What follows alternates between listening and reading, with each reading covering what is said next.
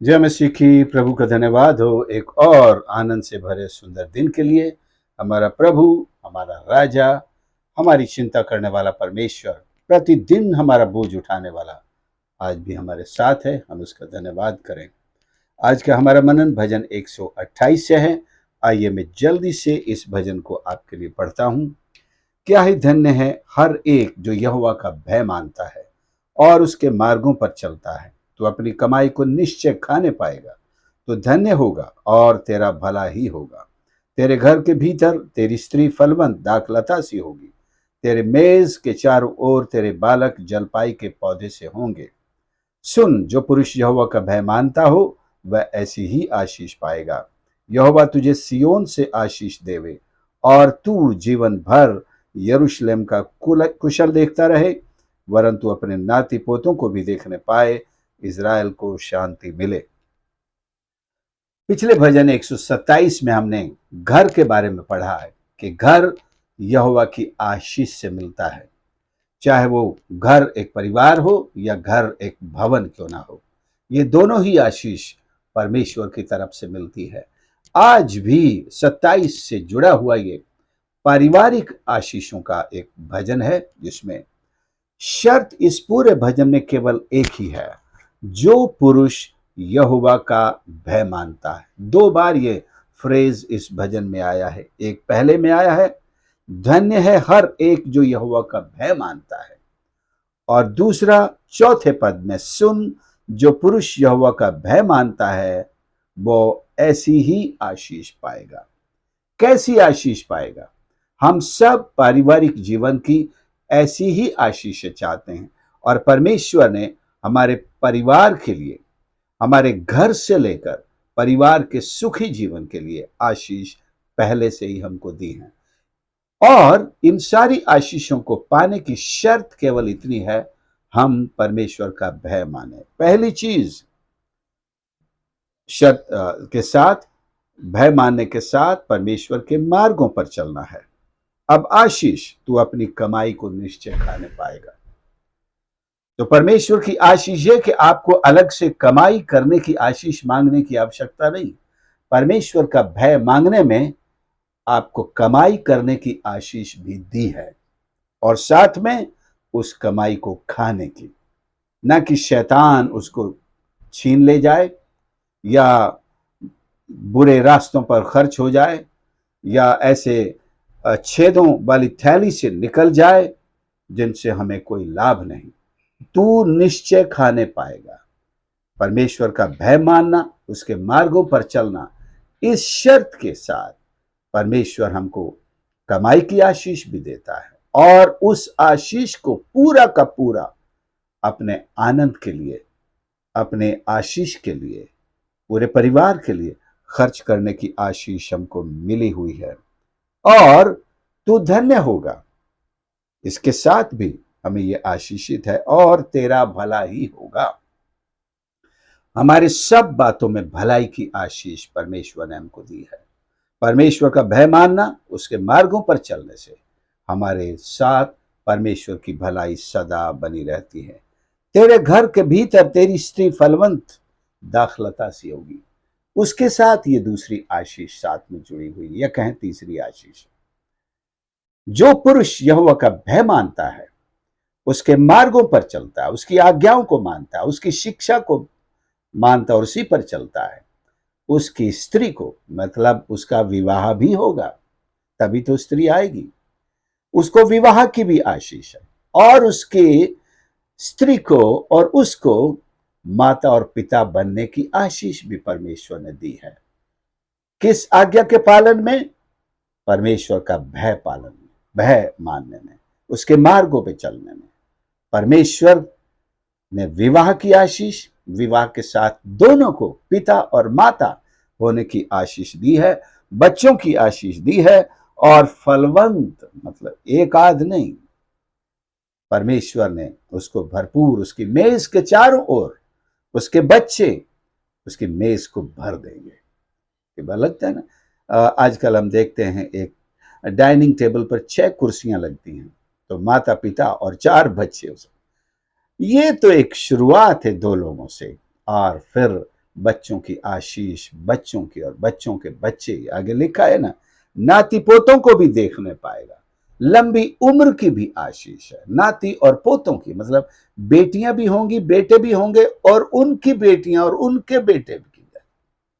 केवल एक शर्त, दो पहलू वाली, परमेश्वर का भय मानना, उसके मार्गों पर चलना। सिक्के के दो पहलू, भय मानना एक पहलू, परमेश्वर के मार्गों पर चलना सिक्के का दूसरा पहलू।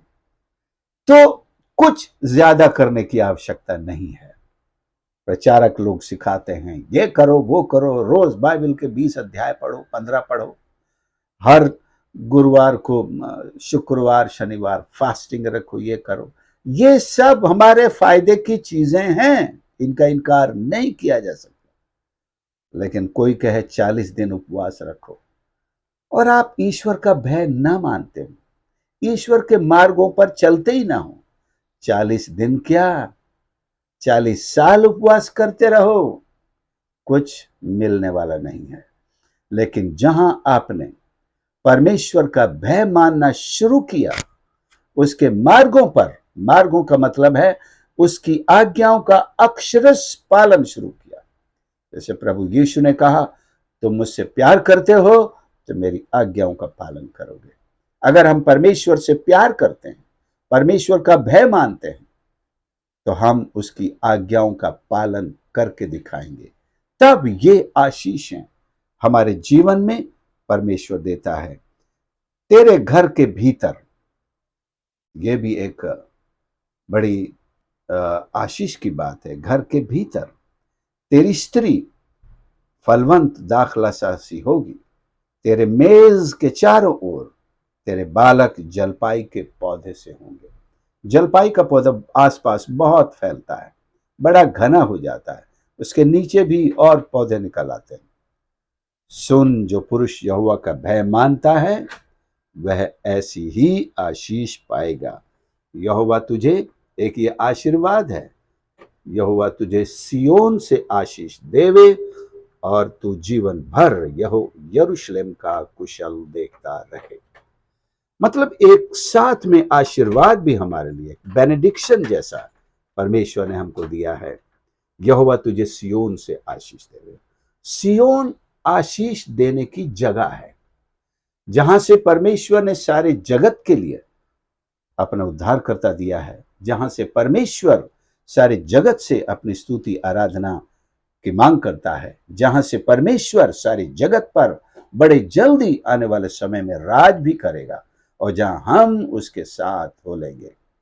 सो सियोन दुनिया भर के लिए आशीष पाने की जगह है। सियोन परमेश्वर के सिंहासन की जगह है। सियोन परमेश्वर से न्याय पाने की जगह है। सियोन अपनी सेवा के लिए परमेश्वर से इनाम पाने की जगह है। सियोन परमेश्वर के मुख को देखने की जगह है। सियोन अपने सारे विनती निवेदन प्रार्थना लाकर उसके चरणों पर रखने की जगह है। सियोन एक ऐसी मुकर्रर जगह है जहां परमेश्वर हमसे भेंट करता है, हमें आशीष देता है, और यहीं से उसकी आशीष प्रतिदिन हमारे लिए जारी होती है और हम परमेश्वर की महिमा करने पाते हैं। तू जीवन भर यरूशलेम का कुशल देखता रहे। यह हर एक विश्वासी की एक गहरी अभिलाषा होनी चाहिए कि परमेश्वर के नगर, किसकी, यरूशलेम के कुशल की हम प्रार्थना करें और उसका कुशल चाहते रहें, देखते रहें। देखते रहने का मतलब है एक गहरी चाहत है हमारे दिल में कि यरूशलेम में शांति रहे, प्रतिदिन शांति रहे। आज जो फिजिकल यरूशलेम है, जो इज़राइल में है, वहां शांति नहीं है। चारों तरफ से दुश्मनों ने उसको अपनी आंख के अंदर, जैसे कोई किरकिरी हो जाती, कंकर गिर जाता है, ऐसे ये चुभता है उनकी आंख में। वो उसे दुनिया के नक्शे से मिटा देना चाहते हैं। इसलिए दुनिया के सारे विश्वासियों को चाहिए यरूशलेम की सलामती के लिए दुआ करें। परमेश्वर के सारे आने वाले समयों के कार्यक्रम यरूशलेम में ही हैं। आप और हम पुनरुत्थान के बाद, बादलों पर उठाए जाने के बाद इसी यरूशलेम जो एक फिजिकल नगर है, इसमें आकर परमेश्वर के साथ रहने वाले हैं और हमारा अनंत काल की शुरुआत यहीं से है। हमें यरूशलेम के कुशल की दुआ करनी चाहिए। दूसरे, एक आत्मिक रूप से भी सारी दुनिया में जो विश्वासी लोग हैं उन सब पर परमेश्वर की शांति की आशीष होती रहे। और वरन, यहां ये वरन शब्द क्यों आया है मैं नहीं समझता। इसका मतलब ये है कि ये जब हम उसके कुशल की बात करेंगे, प्रार्थना करेंगे, अपने नाती पोतों को भी देखने पाएगा इस्राएल को शांति मिले। तो इस्राएल पूरा देश हो गया, यरूशलेम उसका एक नगर हो गया जहां से यह राजधानी है प्रभु यीशु की। उस राजधानी और पूरे देश के शांति हम देखेंगे। वरन हम अपने परिवार के एक बढ़ोतरी की आशीष को एक तरह से इनबिल्ट पा रहे हैं। Already we have received the expansion of our families to our children and children's children. बच्चे और उनके बच्चों की आशीष। जब तक प्रभु यीशु का आगमन नहीं होगा, आपके परिवार की इस तरह से वंश बढ़ता रहेगा, आप देखेंगे। इस शर्त को हम अपने जीवन में आत्मसात कर ले, मान ले। परमेश्वर का भय मानना कैसे होता है? परमेश्वर को अपने सारे प्राण से, अपनी सारी बुद्धि से, अपने सारे जीव से, अपनी सारी शक्ति से प्रेम करना। और प्रेम करने का पहला कदम यह है कि हम प्रभु यीशु पर विश्वास करें, अपने पापों से क्षमा मांगे, तौबा करें और यीशु के बहाए गए लहू से धुलकर उसकी संतान, ईश्वर की संतान बन जाएं और यीशु की आज्ञाओं का पालन करें। इसी को भय मानना कहते हैं। भय मानना ये नहीं कि हम बात तो एक भी नहीं माने और सामने आए तो कांपते हुए खड़े हो जाएं। जब परमेश्वर का वचन कहता है, जब तुम मेरी बात नहीं मानते तो मुझे पिता क्यों कहते हो? तो परमेश्वर हमारा पिता है तो उसकी आज्ञा को हमें मानना ही है। तो आइए, परमेश्वर ने प्रभु यीशु के द्वारा जो आज्ञा हमें दी है उसे अपने जीवन में माने। परमेश्वर का भय मानने का मतलब है परमेश्वर ने जो हमें कहा है उसे ईमानदारी से, मेहनत से, भक्ति भाव से, लगन से पूरा करें। परमेश्वर की ये आशीषें हम सब के जीवन में आती रहे। आइए हम प्रार्थना करें। प्यारे प्रभु, मेरे परमेश्वर, मैं धन्यवाद करता हूँ आपके इस पवित्र वचन के लिए जो हमें घर बनाने की आशीष देता है। आप ही हैं घर के निर्माण करने वाले, आप ही हैं जो परिवारों का निर्माण करते हैं। बच्चों की आशीष आपकी ओर से है और मेरी प्रार्थना है आज परमेश्वर, जिनके घर अभी तक नहीं बने हैं, जिनके परिवार अभी तक नहीं बने हैं, जो पत्नी की तलाश में हैं, जो बच्चों के लिए प्रार्थना कर रहे हैं, परमेश्वर उन सबको आज आपने सिखा दिया है कि आपका भय मानना और आपके मार्गों पर चलने से ये सारी आशीषें उन्हें यूं ही मिल जाती हैं। उन सारी रुकावटों को दूर कर जो आपका भय मानने से उन्हें रोकती हैं, उस नासमझी को, उस गलत फहमी को और उस अंधकार को, सारे जहालत को दूर कर कि वे सच्चाई के साथ परमेश्वर आपके पीछे चलने वाले बन सकें और प्रभु जी उनका जीवन आपके इन आशीषों से परिपूर्ण हो जाए। हर एक सुनने वाले को, उनके परिवारजनों को बड़ी आशीष कर प्रभु, और विशेषकर उनकी जो प्रार्थना विनतियां हैं परिवार के विषय में, अपनी पत्नी के विषय में, बच्चों के विषय में, बच्चों के बच्चों के विषय में, यीशु नासरी के नाम से आज मैं प्रार्थना करता हूं। मेरे साथ आमीन कहते ही आपकी आशीष उनके जीवन में जुड़ जाए। परमेश्वर सबको आशीष कर। प्रार्थना प्रभु यीशु के नाम से मांगते हैं, आमीन।